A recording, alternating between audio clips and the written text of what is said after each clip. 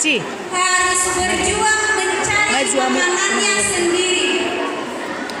Dia tidak memiliki rasa takut meski harus berjalan dalam kegelapan malam.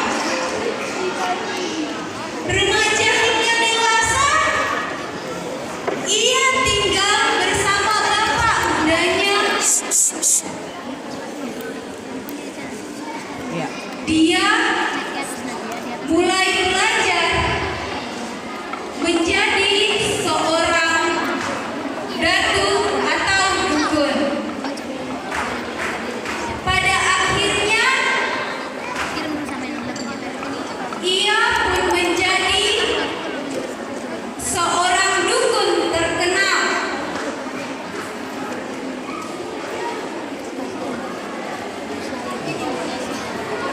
Laban menikah dengan Borusi Mangunsong pada tahun 1871. Laban bukanlah dukun biasa.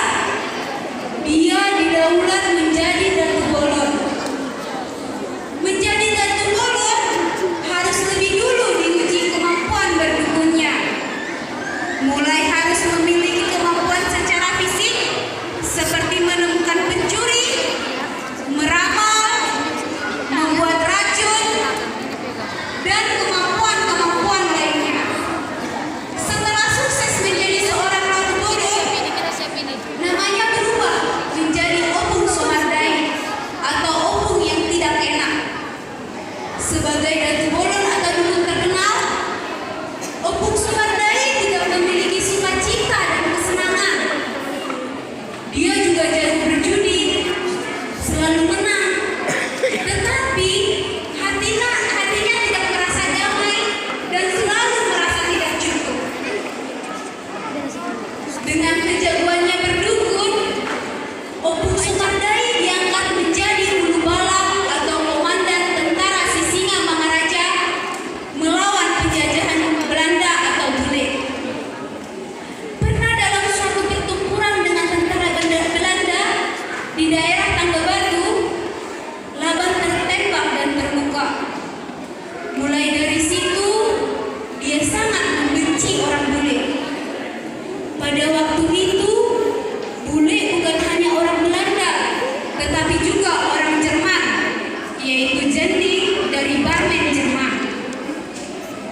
Meskipun dia dukun terkenal, tetapi rupanya dia tidak kebal terhadap peluru.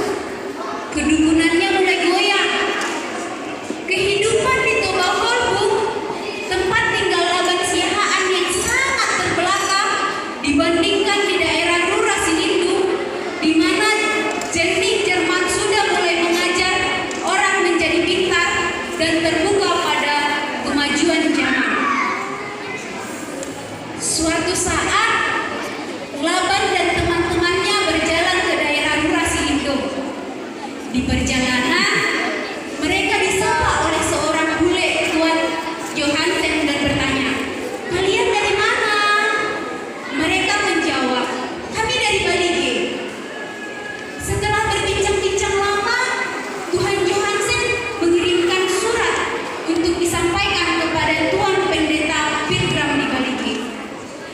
Inilah yang menjadi jalan dan awal Laban Siahaan menjadi seorang sintua dan evangelis.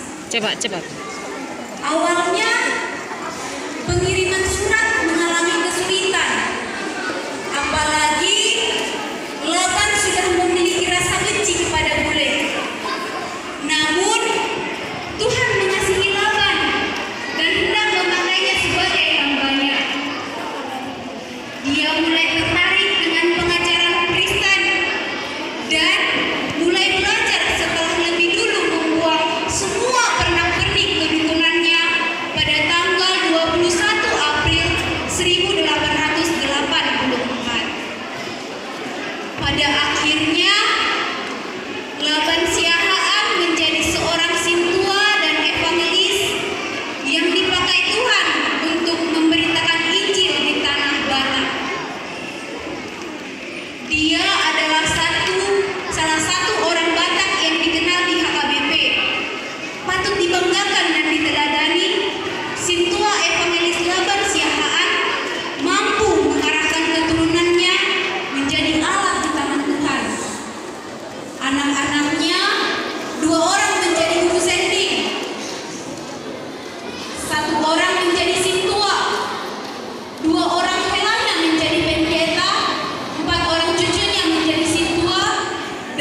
cicitnya banyak yang menjadi Sintua. Demikianlah sekilas riwayat hidup Sintua Evangelis Laban Sihaan. Demikian semangat sendiri